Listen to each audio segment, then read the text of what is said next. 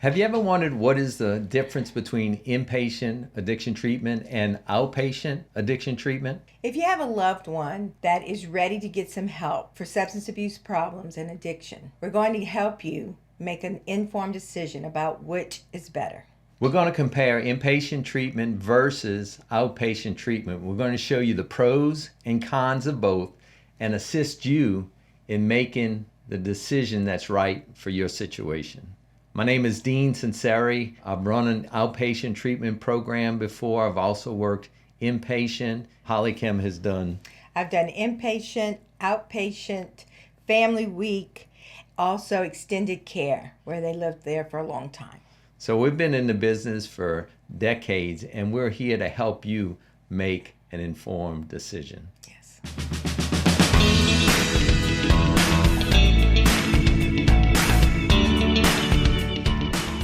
So let's get started. What are some opening considerations? Number one, you need to ask, how severe is the problem? You know, if you sprain your ankle, you don't have to go to the emergency room. If you have a heart attack, you don't wait to go see the doctor next week. You call 911 right now. The first consideration is you need to know how severe the addiction is so that you have the proper intervention to match the level of the problem. Yes, and you also want to know your resources that are available. Do you have insurance? Does it cover it? Also, the finances. It's going to cost, because just like if you have a heart attack, it costs money to get treatment. However, you want to invest. Yes. You definitely want to invest. The other consideration is, does treatment need to be away from the present geographical location? Sometimes people can be treated and they can be in their hometown and they'll do okay. Sometimes a person needs to be removed from their local area, their city or town, and brought to another place so they're not tempted to leave. Exactly, because they want to leave a lot of times. Does the individual need detox? Because outpatient doesn't do detox, or it's very mild. But if they need detox, they have to go to a certain type of facility. Yes, so let's look at what is inpatient treatment. Typically, inpatient treatment is 28 days in a residential treatment center where you live there 24/7. Yeah, and detox is provided. So they do a medical detox on you from each drug for withdrawals. They do that there. There's a doctor, there's nurses, 24 hours. And sometimes people ask, well, what do we do there? Well, the first thing that happens is when you get there, there's a full psychological and physical evaluation. And then you start getting into, there's lots of education, there's group therapy, there's individual counseling, and then there's also beginning to plug you into 12-step, typically 12-step support group meetings so that you can start building a whole new community. Yeah. And a typical day at a treatment center is you're on a schedule. You wake up, you do breakfast, then from there you do your individuals, your group therapy, your education model, some physical exercise, and really a lot of homework. They'll give you a lot of homework to do so you can start to understand what's happening to you medically, physically, emotionally, and spiritually, and relational. Yeah, and sometimes they integrate exercise programs. They may have time for meditations, but it's a very structured day, right? Very structured. Yeah. And also, a treatment center may involve family involvement. Right. In fact, it's very advisable to find a treatment center that has family involvement because the outcomes are a lot better. In the old days, family members used to go for the entire third week of treatment. Yes. And they would be called Family Week. They don't do that as much anymore, but it is really good to find a place that has family involvement. And the cost of inpatient treatment is like $14,000 to $30,000. And your insurance may pay for a portion of that, or it may pay a nice portion of that. However, are you going to buy a new car that year, or are you going to get treatment?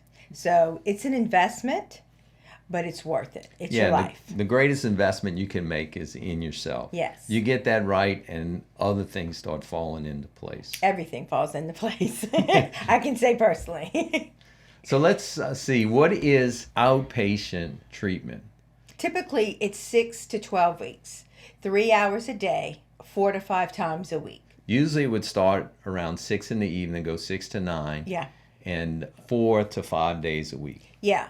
And you would do your individual therapy like during the day, once a week, or a couple of times during that time, during the 6 to 12 weeks. So you can see with that schedule, you can actually work your job. Yeah. You don't have to leave your job, and you can go to treatment in the evening. Yet it's very intensive in terms of trying to juggle a lot of things at once. Right. Can be done, though. It can be done. Yes. The second thing is outpatient treatment can provide milder detox, and it's monitored on an outpatient basis, but they do not provide 24/7 care. Also, it's going to be the same as inpatient. You're going to have a physical, a psychological evaluation. You're going to have education. You're going to have group therapy, individual therapy, and support groups. So it's going to be the same as far as the things that you're going to do. You're just not going to have the whole day to do them. You're going to be doing them from 3 to 9. Yeah, so outpatient is basically the same as inpatient, Yeah. except it's not nearly as intensive. Right. Because you do have to, function during the day. Yes. So a typical outpatient treatment day is 3 hours a day. Like I said, it's usually education. Then there's some group therapy. There might be some assignments. There may be some other activities. Well, family involvement would be great in this. Sometimes they'll have the family come like one time a week and involve you in a little group therapy or something, which is very helpful. So if you can get a treatment center, you're outpatient with family involvement, we suggest that. And the cost for outpatient treatment usually ranges in the window of $5,000 to $10,000. And insurance may pay for it, may pay a portion for it. So that's all information that you need to know in terms of outpatient treatment. Yeah. So let's look at outpatient versus inpatient more directly. Outpatient treatment, you're basically getting, through the course of treatment, 56 hours of treatment as compared to 280 hours for an inpatient treatment stay. Right. So you can see the intensity is more valuable in the inpatient. And it's like anything. What can Right. you get in 280 hours as compared to 56 hours in terms of learning, growth, and all those different levels? Yeah. Outpatient is significantly less money, and inpatient is double or triple the cost. Outpatient will provide mild detox for you, but if you need intensive 24/7 care for your detox, inpatient is the way to go because it provides intensive detox. And outpatient, the patient lives at home. And in inpatient, the patient is removed from the home and moves into the environment of the treatment center. In outpatient, the patient can keep their job, whereas inpatient, the patient needs to take 4 weeks off. Yeah. And you can't get fired if you go to inpatient because the law protects you from that because you're dealing with a medical issue. Outpatient success is about 40%. Inpatient is about 60%. But if you do what they tell you to do when you leave there and you do the same thing you did when you were in there, it's very high. Yes. Yes. Do what they say, you're going to be fine. Yes, you can do what they say. Do what you were already doing. Continue it. So if you're ready to make a decision, what do you need to do? The first thing you need to do is to ask others who have gone to treatment about their experiences at specific treatment centers. Yeah. Or you can find a good addiction counselor in your area and ask them for their recommendations. Or you can talk to people in support group meetings for recommendations of treatment centers. There's good treatment centers, there's not so good treatment centers, and at times they're doing better work than others. So it's good to ask those that are in those circles lots of questions so you can get some good recommendations. Right. And you want to check your insurance coverage. You can call the treatment centers that you're looking at and you can give them your benefits and they will call and find out what it's covered or not covered. And that's a great help. You also, once you decide on some treatment centers, you want to give them a call, you want to interview them, you want to ask them about their program. In that dialogue, you start to get a feel. Also, you can read reviews on the internet, and those will be helpful in making you make a good decision. Yeah. You want to make a decision and you want to move quickly. We call it you're in a healing crisis and you want to move in that crisis.